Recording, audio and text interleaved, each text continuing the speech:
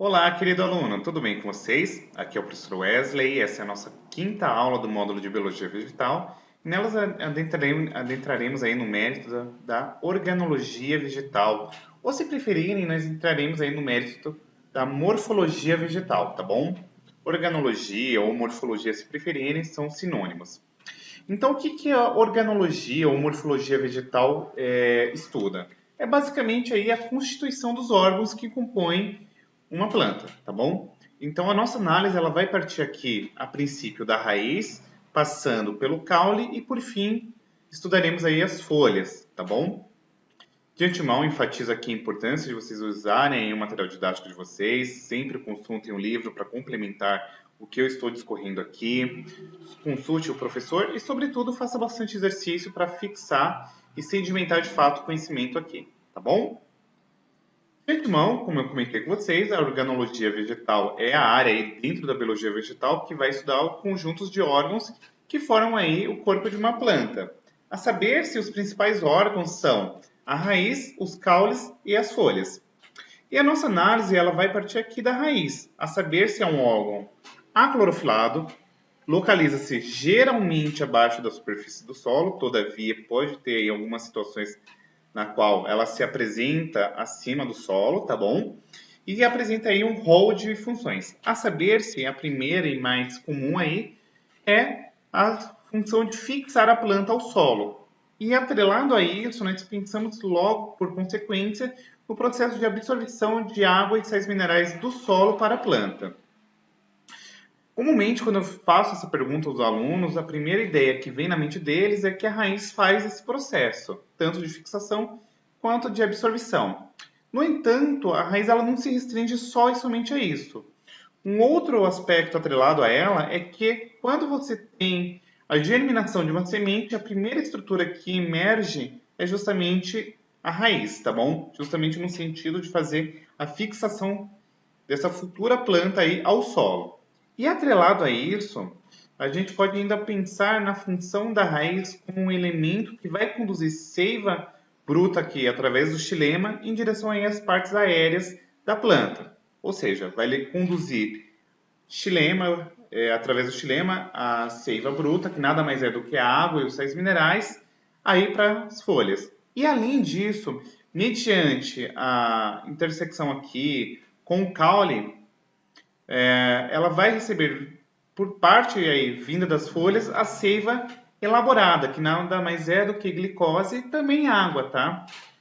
Tá bom? Então, uma coisa bacana que vocês têm que pensar é que, além dela conduzir seiva bruta, ela também recebe seiva elaborada.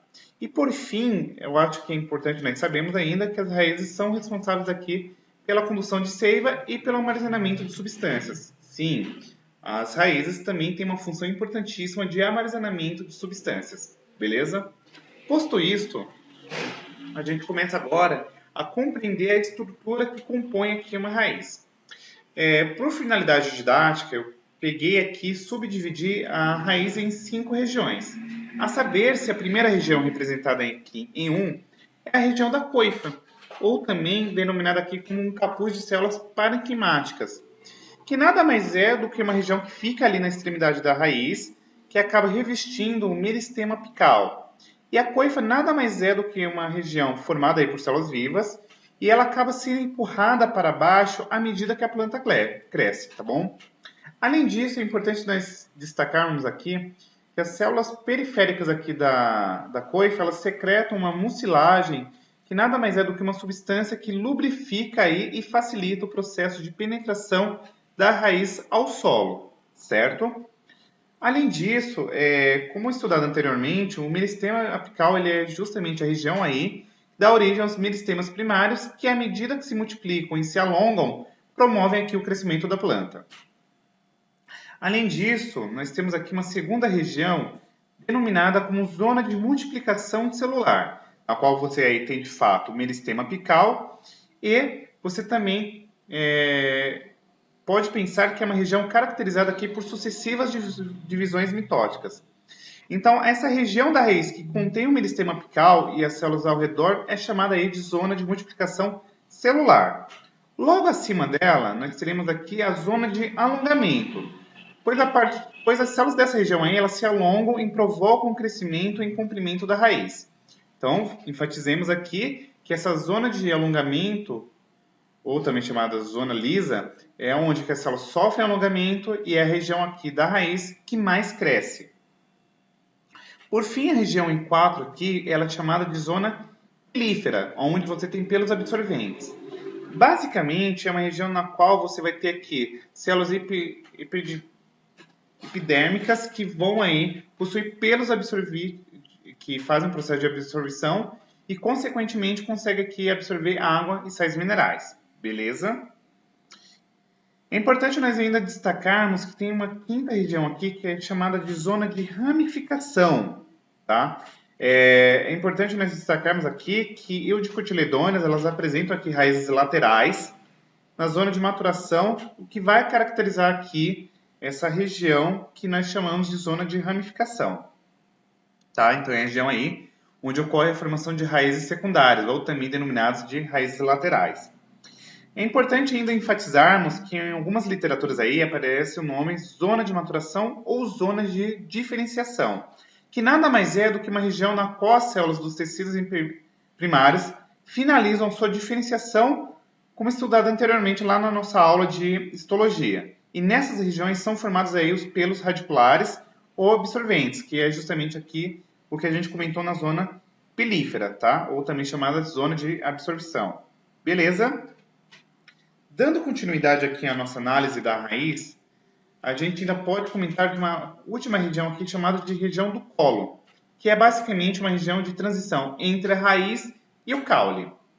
Posto isto, a gente começa agora a entrar no mérito aqui das diferenças entre uma raiz de uma monocotiledônea e de uma eudicotiledônea. Então vamos lá. Quando a gente pensa aqui numa raiz de uma monocotiledônea, é importante você já ter em mente que tem-se aqui um crescimento primário, ou seja, crescimento apenas vertical, em comprimento, certo? Vamos lá, do que ela é constituída? Ela é constituída pela epiderme, que nada mais é do que uma camada única de células periféricas, que possui pelos absorventes, novamente enfatizo aqui que pelos não têm acento, não sei porque o PowerPoint coloca toda vez. Aumenta aqui a superfície de contato e, consequentemente, a epiderme está atrelada aqui com o processo de absorção de água e sais minerais. Além disso, nós temos aqui a região córtex, que aqui vai ter os tecidos parênquima, colênquima, esclerênquima, endoderma. E, além disso, as células parenquimáticas vão preencher esse espaço e, consequentemente, elas conseguem aqui fazer o armazenamento de nutrientes. O colênquima, como nós já vimos visto na aula anterior, está atrelado aqui com a flexibilidade e o esclerênquima está atrelado com a sustentação.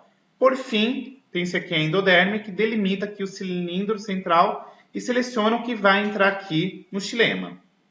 E por fim, nós temos a região do cilindro vascular, que é uma região que apresenta o xilema e o floema aí da raiz. Possui o periciclo, o qual se desdiferencia aqui em meristema secundário e vai formar aí aquelas raízes secundárias ou raízes laterais que nós vimos na projeção anterior, certo? Posto isto, a gente agora entra aqui no mérito da raiz de uma eudicotiledônea e de algumas gimnospermas, que tem aqui um crescimento secundário. Isto é, vai ter um crescimento aqui em espessura. Como que ela é constituída? Nós temos a região aqui do câmbio vascular, que nada mais é do que uma estrutura que deriva do meristema secundário. E aí você tem o floema secundário, que ele acaba sendo formado para o lado de fora, e o xilema secundário ele é formado para dentro. Além disso, nós temos aqui o felogênio, que basicamente é um tecido derivado do meristema secundário, que forma aqui o suber, ou também denominado como cortiça para fora, que nada mais é do que o tecido morto. Forma a feloderme para dentro e o conjunto suber mais felogênio mais feloderme forma aqui a periderme. E, por fim, a casca nada mais é do que o suber mais o felogênio mais o feloderma mais o floema secundário, certo? Essa esquematização aqui ao lado, ela demonstra também como se dá esse desenvolvimento aqui do crescimento secundário na raiz. Espero que esteja claro até aqui para vocês. Além disso, é importante nós destacarmos que as raízes elas têm algumas classificações a depender de alguns elementos. Primeiro, Nós temos aqui a classificação quanto à sua origem, ela pode ser normal, ou seja, tem origem a partir da radícula do embrião, ou ela pode ser também denominada como adventícia, ou seja, ela origina-se aqui do caule ou de flores ou das folhas, ou seja, tem-se aqui um processo no qual a radícula se atrofia, e aí você tem a planta adventícia, certo? Posto isto, a gente pode ainda ter uma classificação aqui quanto ao habitat que ela está inserida. Nós temos aqui as plantas subterrâneas e elas podem ser classificadas como axiais ou pivotantes, bem clássica aqui de Eudicotieledôneas, na qual você tem aqui uma raiz principal de onde vai surgir as raízes laterais.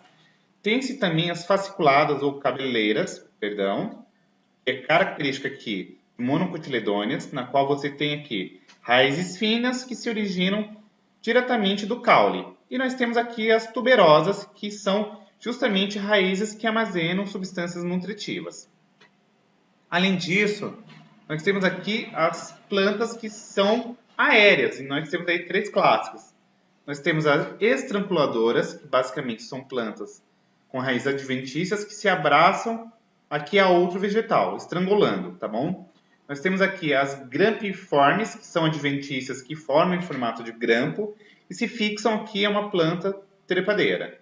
E nós temos aqui os pneumatoforos, ou também chamados de raízes respiratórias, que elas crescem para cima e fornecem gás oxigênio aqui para as partes submersas.